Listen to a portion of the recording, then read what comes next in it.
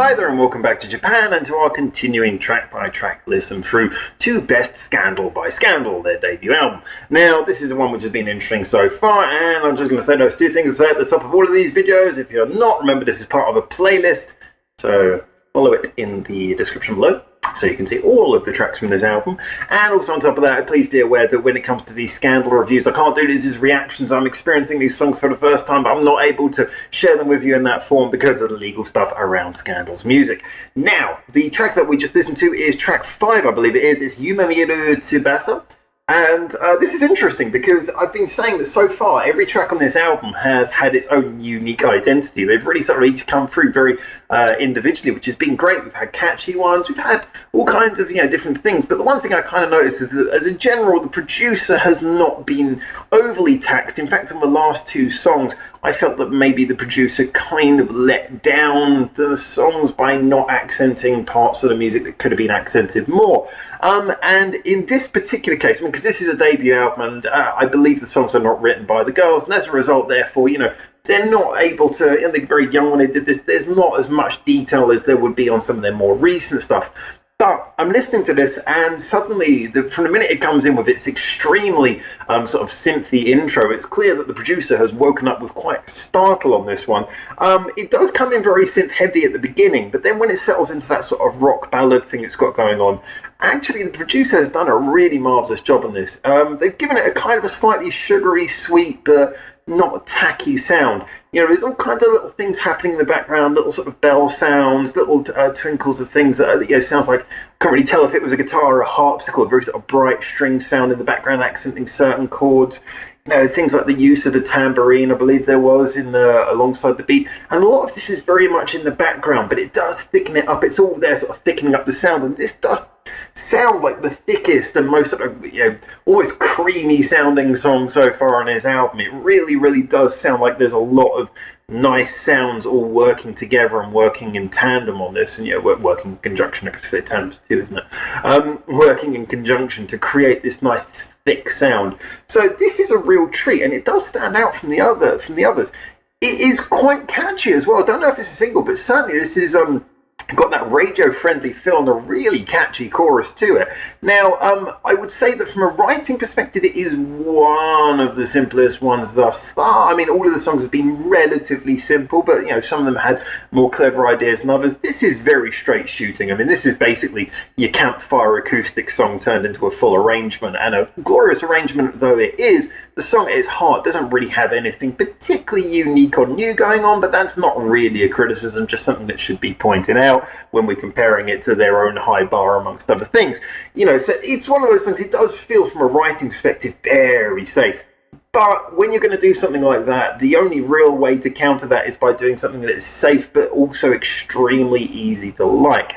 It's no problem with making something, safe and easy to listen to if your entire intention is to write something that kind of anyone could enjoy. And I would be hard-pressed to think of anyone who couldn't enjoy this song on some level. It's just very likable. It's catchy. The production, like I say, backs it up with a sound that is, it's a sound that is very welcoming, but it's also detailed. Although this song, this is actually an interesting point that the producer has managed to accent all the little things that needed accenting on this song, which is probably where it was missing before. I'm assuming it's the same producer for all of these songs, but maybe I'm wrong. It does seem that this sounds like it's a totally different person when you hear the production work on this. The girls, again, deliver a nice job. There's great vocals. I haven't talked too much about the vocals except for when talking about the harmonies thus far, but I must admit I'm really taking a liking to the lead singer's voice. It's simple, but it's got some good tone. It's got good feeling. She sings with a lot of heart, and she does sound very much in control of her voice considering her age. It just has a good sound and feel, this song. Everything sounds professional. Yes, again, I know they're very young. It's a debut album, and I believe the song's been written for them, so as a result, there's not any sort of taxingly detailed or, professional level sort of musicianship going on here, but there is still sort of signs of, real competence. They handle the song really well. It's nicely played. It's played with the delicacy that it deserves. Again, we can look at this from two perspectives, like with all of these songs. We can look at it from the perspective of an album that came out over 10 years ago, delivered by a school-age band, or we could view it from the perspective of what would I think if this came out right now from a group of adults who've been around for many a decade. given what it actually is, it's absolutely phenomenal. I mean, it's really good. The writing perhaps wouldn't blow me away, but I would be like, well, again, as I say, I don't want to sort of repeat the point too much, but what it might lack in being particularly novel or advanced or, different, it makes up for in being utterly effective. The musicianship is, like I say, really tight and nice, and again, what it might lack in complexity and sort of detailed nuance, it makes up for in competence and clarity.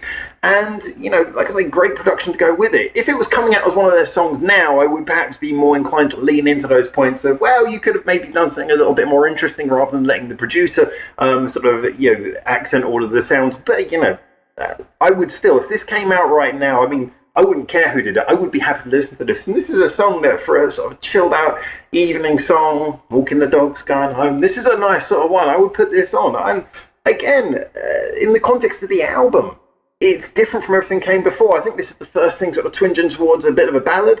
Just really liked it. Really liked it. I'd be interested to know how I feel about this with repeat listens.